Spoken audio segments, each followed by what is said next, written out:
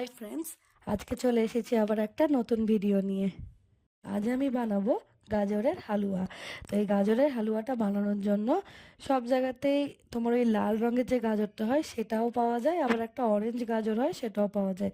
আমাদের এখানে লাল গাজরটা একটু কম পাওয়া যায় একেবারে পাওয়া যায় না বলবো না, কিন্তু একটু কম পাওয়া যায়। তাই আমি আজকে বানাবো এই অরেঞ্জের কালারের যে গাজরটা হয় সেইটা দিয়ে আমি আজকে বানাবো। লালটা একটু বেশি দেখতে ভালো লাগে, কিন্তু টেস্ট সেইভাবে দেখতে গেলে দুটোরই একই রকম টেস্ট হয়। তো আজকে আমি এখানে কিছু গাজর ভালোভাবে গ্রাইন্ড করে নিয়েছি, কড়াই নিয়ে নিয়েছি। কড়াই গরম হয়ে যাওয়ার পরে আমি ওই 1 চামচের মতো ঘি দিয়ে দিলাম। ঘিটা আমার একদম খাঁটি ঘি, প্রচণ্ড সুন্দর গন্ধ এই ঘিটাই। ঘিটা দেওয়ার পরে আমার যে গাজরটা গ্রাইন্ড করা ছিল সেটাও দিয়ে ভালো করে হালকা করে ভেজে নেবো আমি। গাজরটা ভালোভাবে ভাজতে থাকবো। ভাজা হয়ে গেলে দেখবে অটোমেটিক গাজরের কালারটা হালকা চেঞ্জ হয়ে যাবে, তখনই বুঝবে ভাজাটা ভালোভাবে হয়ে গেছে।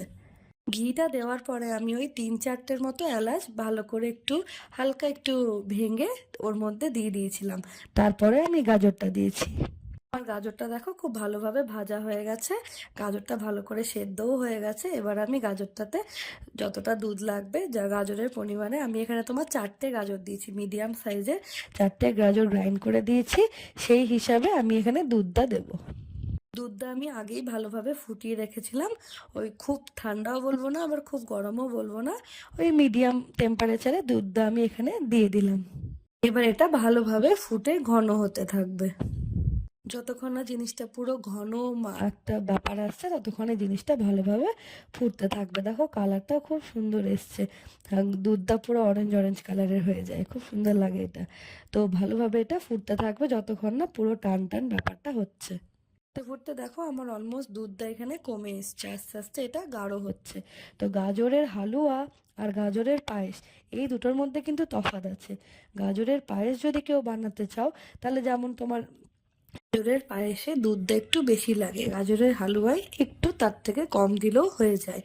গাজরের পায়েসটা একটু তোমার ঘন হয় কিন্তু একটু পাতলা থাকে, যেমন পায়েস হয় আর কি। আর হালুয়াতে দুধটা পুরো টেনে যায়, তারপরে একটা ড্রাই ব্যাপারটা আসে, সেটাই হচ্ছে গাজরের হালুয়া। যখন অনেকটাই দুধ আমার এখানে টেনে নিয়েছে, তার মধ্যে আমি একটু জ্যাগেরি পাউডার ইউজ করছি মিষ্টিটার জন্য। আমি কিন্তু কোনো চিনি বা ব্রাউন সুগার এখানে ইউজ করছি না, আমি জ্যাগেরি পাউডার করছি। তোমরা চাইলে চিনিও ইউজ করতে পারো, কোনো সমস্যা নেই, মিছরি চিনি যে কোনো কিছু ইউজ করা যায়। আমি একটু জ্যাগেরি পাউডারটা বেশি ইউজ করি, তাই আমি এখানে জ্যাগেরি পাউডার দিলাম। খুব কম সময়ে এই গাজরের হালুয়াটা হয়ে যায়।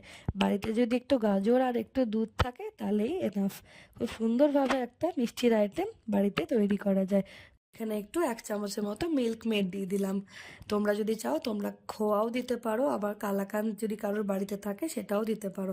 আমার এখানে এইগুলো পাওয়া একটু সমস্যা, তাই জন্য মিল্ক মেড ছিল বাড়িতে, আমি 1 চামচের মতো মিল্ক মেড ইউজ করলাম, তাহলে জিনিসটা আরেকটু ঘন হয়। দুধটা ভালোভাবে টেনে গেছে, একদম ড্রাই ড্রাই হয়ে শুকনো হয়ে সুন্দর একটা গাজরের হালুয়া রেডি হয়ে গেছে।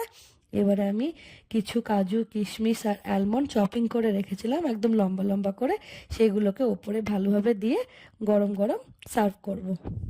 আমার এই রেসিপিটা যদি তোমাদের ভালো লেগে থাকে তাহলে একটা লাইক শেয়ার আর সাবস্ক্রাইব করে দিও। তোমরাও একবার চাইলে এইভাবে বানিয়ে দেখতে পারো, আশা করছি ভালো লাগবে।